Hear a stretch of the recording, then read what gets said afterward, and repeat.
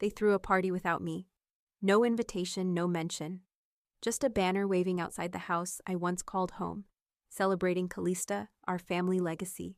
Not mom and dad, not our family business, just her. I sat 2 houses down in my car, watching strangers carry gifts into a celebration built on my silence. They had erased me so thoroughly that even the neighbors acted like I'd never existed.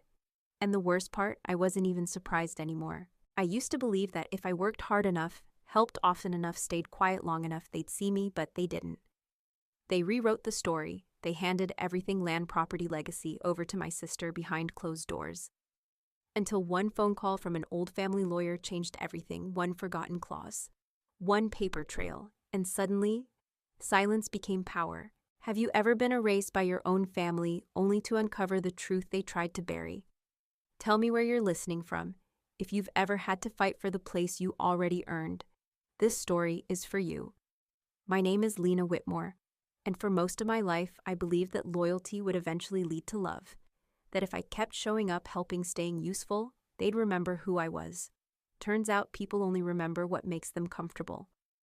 I'm the eldest daughter, the dependable one, the one who took early shifts at the diner while my sister Callista went to theater camp, the one who skipped college parties to help mom file tax returns, the one who quietly paid off our family's second mortgage when the housing crash hit and no one wanted to talk about it. I didn't do it for recognition. I did it because I thought that's what love looked like. For a while, I thought the distance between me and my family was just life getting busier. After all, Callista had moved back in after her second divorce, and mom was thrilled to have one of her girls close again. I thought the Sunday dinners I wasn't invited to were just oversights, that maybe they'd forgotten I lived an hour away. That if I kept mailing birthday gifts and wiring help when things broke, they'd eventually loop me back in. But over time, the silences got louder. It started with missed thank yous. Then came unreturned calls, a skipped Christmas, until finally they weren't even pretending anymore. I remember the moment it shifted from confusion to clarity. It was a Sunday early spring. I had just finished consulting for a client south of Dallas and decided to take the scenic route home. As I passed Timberleaf Drive, I caught sight of balloons tied to the gate. Cars lined both sides of the curb. A banner stretched across the garage, celebrating Callista, 10 years. Leading Bundy Freight, our family company. No one had said a word to me. I pulled over 2 houses down and just sat, watching people I'd known since childhood walk into a party I didn't even know was happening. A party built on years of work I'd helped sustain. I didn't go in, didn't call, didn't ask why. I just drove away slower than I meant to the taste of something bitter sitting at the back of my throat. That night I couldn't sleep, so I pulled out an old bin of keepsakes, things I hadn't touched in years. Yellowed report cards, concert tickets, a faded friendship bracelet from 3rd grade, and near the bottom, a small velvet pouch. Inside was the silver hairpin my mother gave me on my 16th birthday. A single letter engraved at its center. W. As long as you wear it, she said.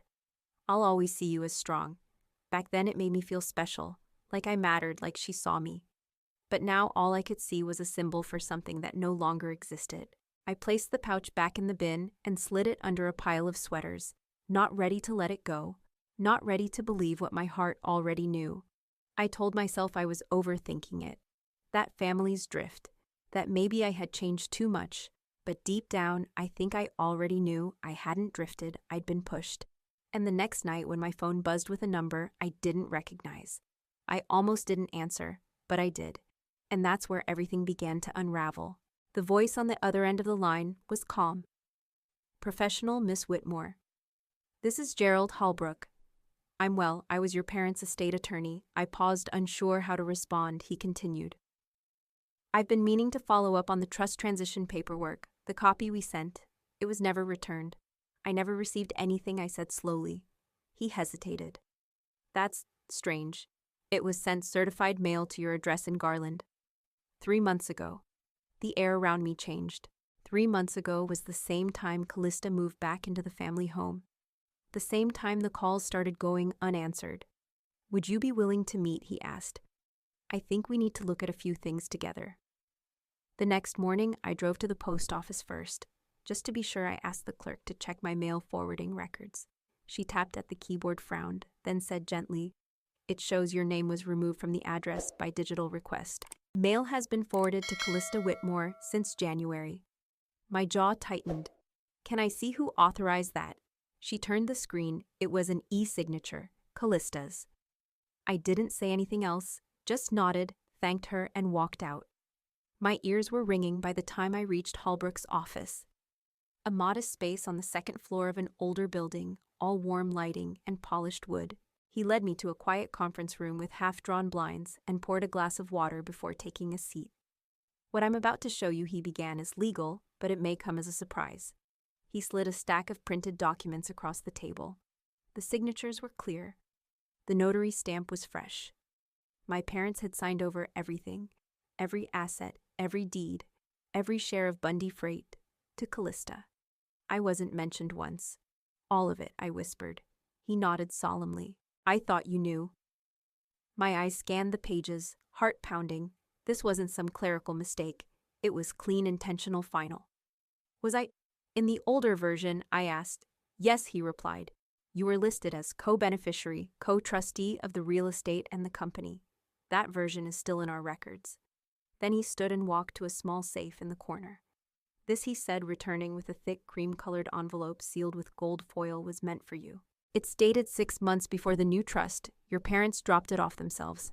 I held the envelope like it might vanish. Why didn't I ever get this? He sighed.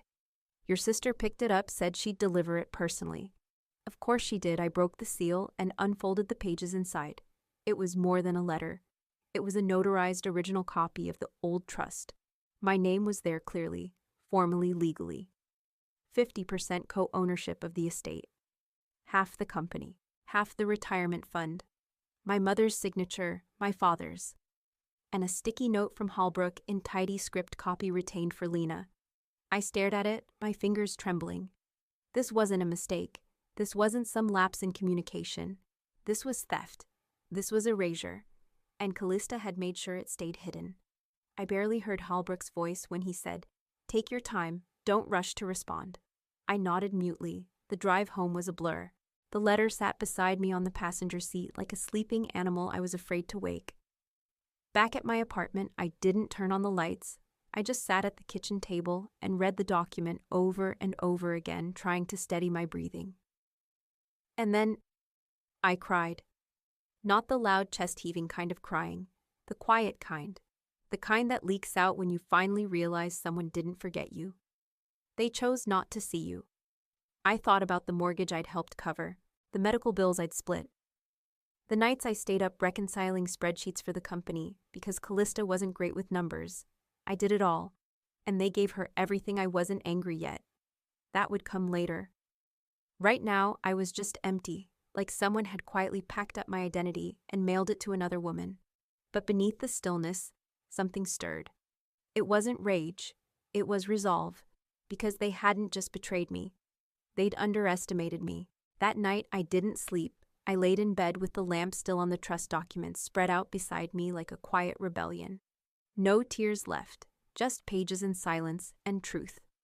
Around 2 a.m., I started making a list, not a plan. Not yet, just a list. Everything I'd contributed to my parents over the past 10 years, $78,300 toward the second mortgage, $12,000 for emergency plumbing when the pipes burst during the freeze, the new roof in 2018, the property tax bill they said was a mix-up, Callista's DUI attorney retainer, mom's surgery travel costs, dad's shoulder rehab, line after line, every favor I'd done in the name of family, every quiet sacrifice, every erased receipt. The next day I drove out to my father's mechanic shop. I hadn't been there in almost a year. The place looked exactly the same, corrugated siding, sun-faded signage, the dusty vending machine humming near the entrance. Dad sat behind the counter, flipping through invoices. He looked up when I walked in. "Didn't expect you today," he said. I was nearby. I lied. Thought I'd say hi. His smile was polite, not warm, not cold, just neutral. The kind you give to a neighbor, not a daughter. My eyes wandered to the wall behind him, the founder's plaque, the one I had designed 10 years ago as a surprise. Names etched in gold on dark walnut. Mom, Dad, Callista. Me except now. It didn't say me anymore. The gold plate had been replaced. 3 names remained. Mine was gone. I took a step closer. "Did you update the plaque?" He didn't look up. "Callista's been helping out more. She earned it." My jaw tensed. "So erasing someone is a form of promotion now." He shrugged. "You moved out. You're doing your own thing."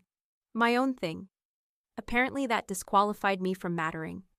I left before I said something I couldn't take back. Later that night, I pulled up the Dallas County Clerk's portal. I typed in the home address, clicked on property history, and there it was. The house had been officially transferred into Callista's name 3 months ago. No mention of trust, no dual ownership, just a clean 1-line deed. And then I found the second one. The warehouse lot, part of our family's original asset base, also transferred solely to her quiet clean. No discussion, no notification. The only reason I even knew about it was because Hallbrook had a legal obligation to notify me due to the previous trust version. They didn't forget me, they didn't overlook me, they had tried to erase me completely and deliberately. The next morning, I sat on the curb near my mailbox.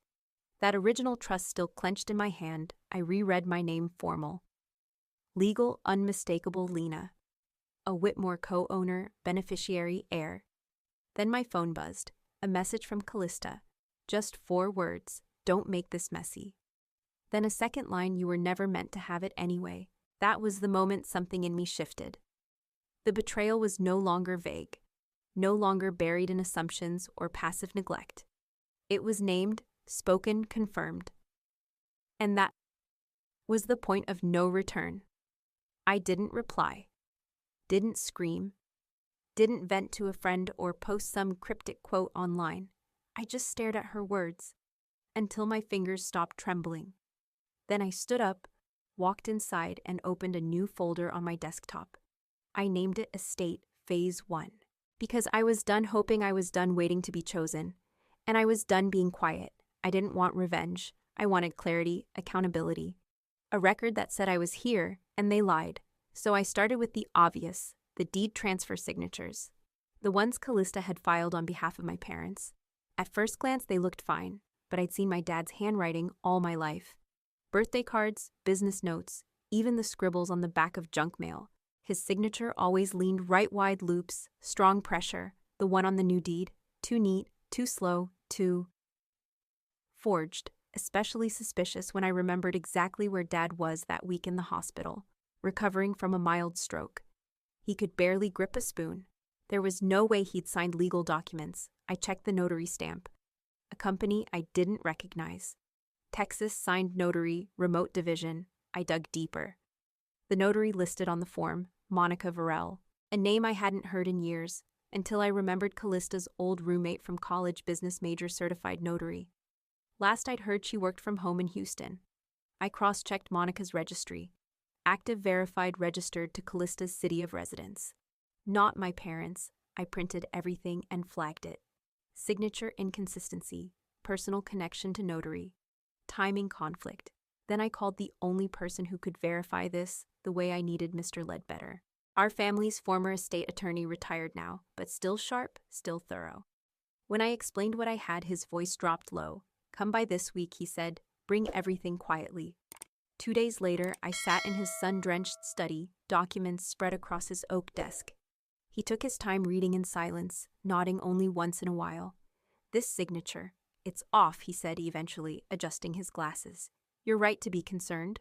But more than that," he tapped a document from the past. "Your father set up a contingency clause in a private trust. 10 years ago, you were the sole beneficiary." I stared at him. "What kind of clause?" "One that activates if he's declared incapacitated or if there's proof of financial manipulation." I sat back, the weight of his words settling in like a slow dawn. "So this forged signature, if verified, it triggers the clause, and you take back control." It wasn't vindication yet, but it was close. I didn't leave that meeting angry. I left focused. I hired a handwriting analyst, not because I needed confirmation, but because I needed proof. Legally admissible, time-stamped, notarized. Within 72 hours, the report came back. The signature on the filed deed is highly inconsistent with verified samples. Probability of forgery, 94%. I scanned it. backed it up, stored it in 3 places. Then I opened a new folder. Inheritance integrity, I dropped in everything: the trust, the forged deed, the notary connection, the text from Callista, the audio clip I'd quietly saved when Mom once said, "Callista sacrificed so much, we owe her the future." And I called someone else. Her name was Norrell Nix, an estate litigation attorney I'd worked with 5 years ago on a veterans housing project. She didn't just know the law, she commanded it. I sent her a simple message: "Family breach trust violation, documented evidence. Are you available?" She replied in under 10 minutes. "Let's talk this weekend." No strings yet. While we scheduled our meeting, I kept moving. I requested property freeze forms, filed preliminary notice with the Dallas County Court, nothing aggressive, just notification of a pending dispute. And then came the voicemail, my mother's voice, soft, syrupy, familiar. "Lena, sweetheart, whatever you're digging into, please stop, don't destroy the family. We all moved on, can't you?" She didn't say they had done wrong, didn't ask if I was okay, she just wanted peace. On their terms, after they had taken everything, I didn't call her back. Instead, I called the notary board, filed a complaint, attached documentation, cited potential falsification and undisclosed conflict of interest. I wasn't angry, I was exact. And when Sunday morning rolled around, Callista texted me brunch at Stone Cafe. "Mom wants to talk neutral ground." "Don't bring drama," I replied.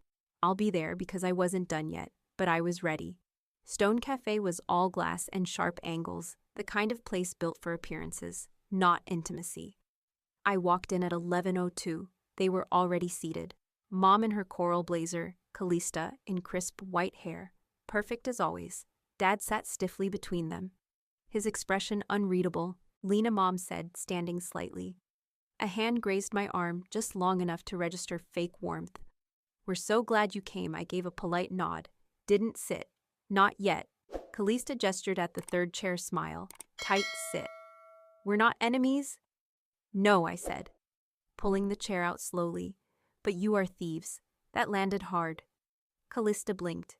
Dad coughed into his napkin. I placed my black folder on the table, unzipped it, and began laying out the pages one by one. "Let's stop pretending," I said quietly. The table fell silent. "This is the original trust, signed by both of you." I nodded to my parents. Still valid, still binding, unless revoked properly, which it wasn't. I slid over the second page. "This is the quitclaim deed for the lake house. The one you claimed Dad signed while he was recovering from a stroke." Dad looked down at the table.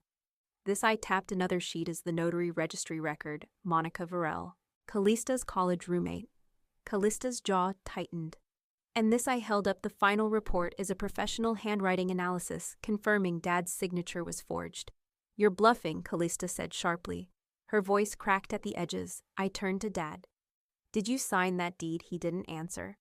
Mom reached across the table, her tone syrupy. "Sweetheart, there's no need to drag this out. We just wanted peace." "No," I interrupted, voice steady. "You wanted control. You wanted comfort, and you thought I'd stay quiet." I opened my phone and hit play. Norrell's voice came through the speaker, calm, clinical. "This is attorney Norrell Nix. If we do not receive confirmation of mutual resolution by 9 a.m. Monday, we will file a formal injunction to freeze all assets pending investigation." Callista stood abruptly. "You wouldn't dare. You've always wanted attention. This is just your way of getting it." I stayed seated. "You handed out my share of the estate like party favors, and forged a legal document to do it. This isn't about attention, it's about theft." Mom finally snapped, voice shrill.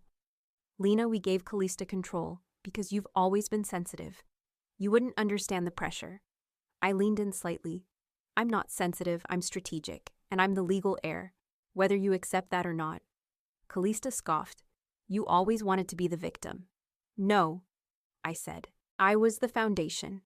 And you built a castle on sand." I stood, packed the folder back up, and said the last thing I needed to say. "This isn't about revenge, it's about restoration. They didn't follow me out, didn't call after me, they didn't have to." The silence said everything. 3 days later, the injunction was granted. All estate-related transactions were frozen. The court ordered an audit of every financial decision made in the last 24 months. Callista's foundation account was flagged. The deed transfers were placed under review, and the contingency clause in the original trust activated.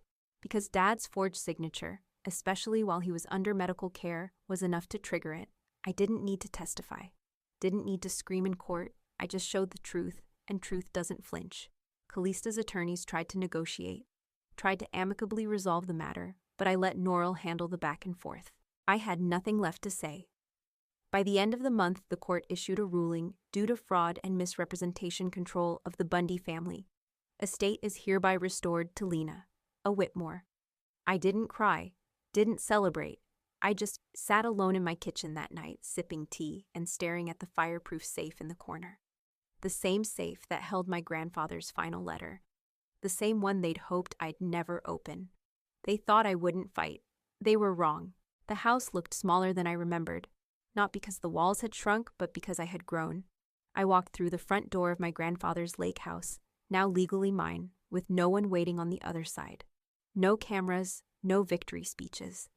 Just silence, the honest kind. The kind that doesn't punish you. Just asks, what now? The rooms were still familiar. The scent of cedar drifted up from the old floorboards, and the windows let in that soft, golden Texas light that made everything look gentler than it really was. On the mantel, I placed something small, a folded paper crane, a memory from childhood, and a promise I'd made to myself before I even knew what betrayal smelled like. I didn't feel proud. I didn't feel vindictive. I just felt free. Free from the version of me that begged to be included. Free from the need to earn a seat at a table built on manipulation and silent debts. Free from the story they kept trying to write without me. They had every chance to fix it, to tell the truth, to reach for something real. But they didn't want peace. They wanted my compliance, and I'd given enough. So I let them go. Not out of anger, but out of self-respect. Because choosing yourself after years of being overlooked isn't selfish, it's survival. And if they want to call that dramatic, let them. I'll be too busy building something honest. What they took from me wasn't just money or land or a name on a deed. They took time. They took trust. They took years of small sacrifices and rewrote them into silence. But the thing about truth is, it waits. It doesn't always shout. Sometimes it just sits there, quiet, steady, until someone is brave enough to open the folder and say, "This was mine all along." I didn't win by screaming. I didn't fight them with fire. I stood still, I brought receipts, and I stopped begging to be seen by people who only valued my usefulness, and you. If you've ever been the one left out of the photo, erased from the story, told you were too much or not enough, this one's for you.